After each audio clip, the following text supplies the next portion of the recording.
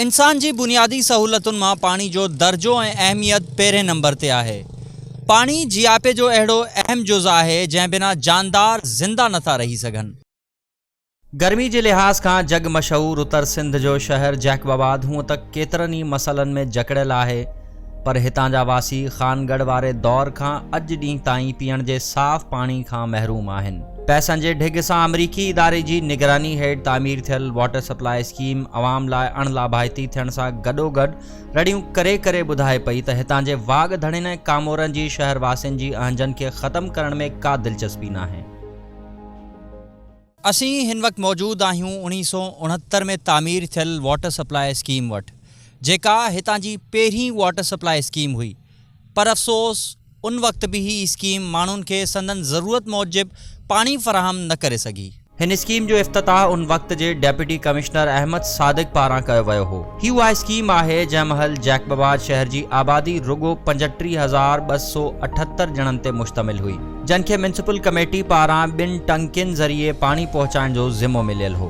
वक़्तु गुज़रंदो रहियो ऐं आबादी बि वधंदी वई, पर शहरनि जो पीअण जे लाइ मिठे ऐं साफ़ पाणी वारो ख्वाब ई रहियो।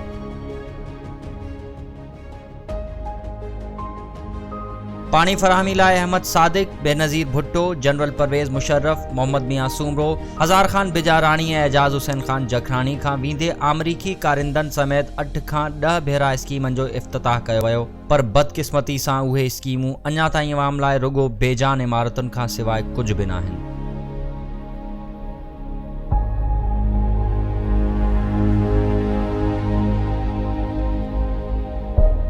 ही शानदार इमारत वाटर सप्लाई स्कीम जी आहे, जंहिं ते अरबे रुपया ख़र्च थी चुका आहिनि, पर तंहिं बावजूद भी ही स्कीम शहरनि खे गॾह गाॾे वसीले मिलंदड़ 20 रुपए गैलन जो फ़ाइदो भी फराहम नाहे करे सघी।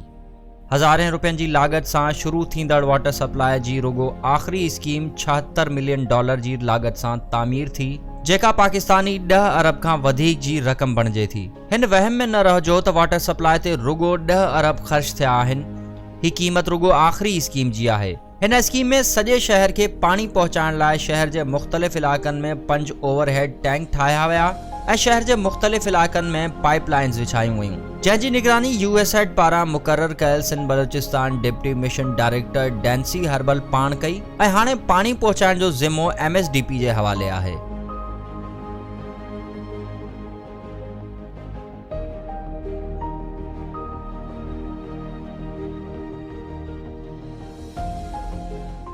जेकॾहिं ॻाल्हि कजे MSDP जी, त MSDP बि शहरनि खे पाणी पहुचाइण लाइ ॿूटो नाहे ॿारे सघी।